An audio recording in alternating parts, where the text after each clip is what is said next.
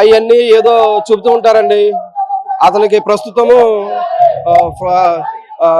ఈ యొక్క అత్యధిక మెజారిటీని చూసి ఆయన మైండ్ సరిగా పనిచేయట్లేదు. ఆయన ఏదో మాట్లాడుతూ ఉంటాడు కానీ మాటలకి ఆయన చెప్పే పనులకి విలువ లేదని సభముఖం తెలియజేస్తున్నాం. అది చట్టం తన పని చాలా చూసుకుంటుంది. తెలుగుదేశం ప్రభుత్వం కానీ నారా చంద్రబాబు నాయుడు కానీ ఆధారాలు లేకుండా ఏది చేయరు కాబట్టి గత కాలంలో ఉన్నటువంటి ఆధారాలు ఒక్కొక్కటి ఇన్వెస్టిగేషన్ చేస్తూ ఉన్నారు, ఒక్కొక్కటి బయటకు వస్తూ ఉన్నాయి. దాన్ని బట్టి ఎవరైతే అక్రమంగా మద్యం కేసులో ఉంటారో వాళ్ళందరూ కూడా తప్పనిసరిగా జైలుకి వెళ్తారని ఈ సభాముఖం తెలియజేస్తా ఉన్నారు.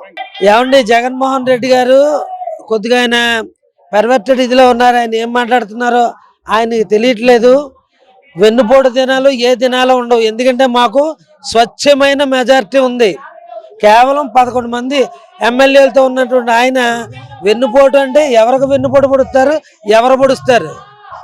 ఈ రోజున స్వచ్ఛమైన మెజార్టీ ఉంది, భారీ మెజార్టీతో ఎమ్మెల్యే ఉన్నారు.